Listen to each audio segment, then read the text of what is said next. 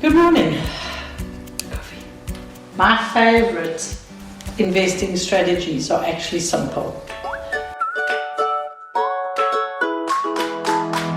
And the simpler it is, the better. But we do need to have an overall sense of what our options and choices are. And that way we will then be able to deep dive into each separate type of investing strategy as we move on or as you become an accomplished investor. And of course the most common and simple one is the single-let family home. The plus factor on this is that yes, it's easier, there are more families looking to rent. The negative of course is if it's empty, you only have one of these. It's not like you have a multiple amount of rooms to let. You have one and you need to find one tenant. And it is very market dependent in terms of your rental pricing. My second choice would be student accommodation. The great thing, there's a stream of tenants. They are always there. In normal terms, they are always there.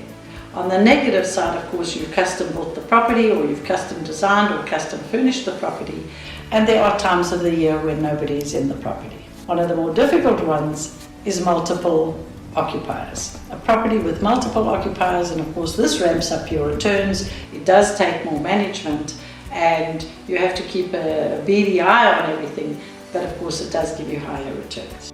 Then I like to look at a rent-to-rent where you don't have to come with much of your own money, and of course this gives you a wonderful opportunity to rent a property and sublet it out. This you would have to be very careful, because if you could sit with a rental and no tenant, your risk is high. My second last choice would be flipping. And of course buying to sell is great because you can make a lot of money, but you're only earning money when you're working.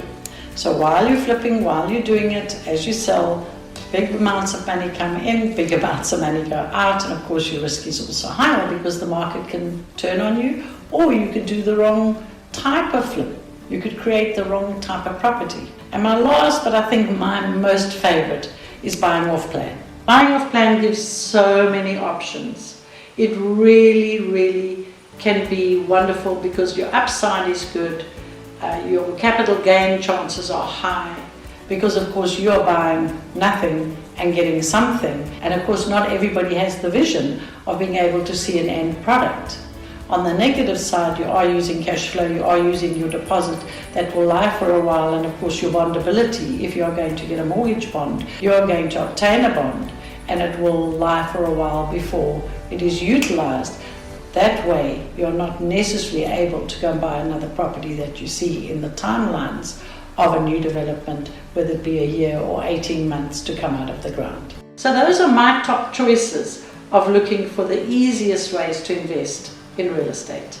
Happy investing.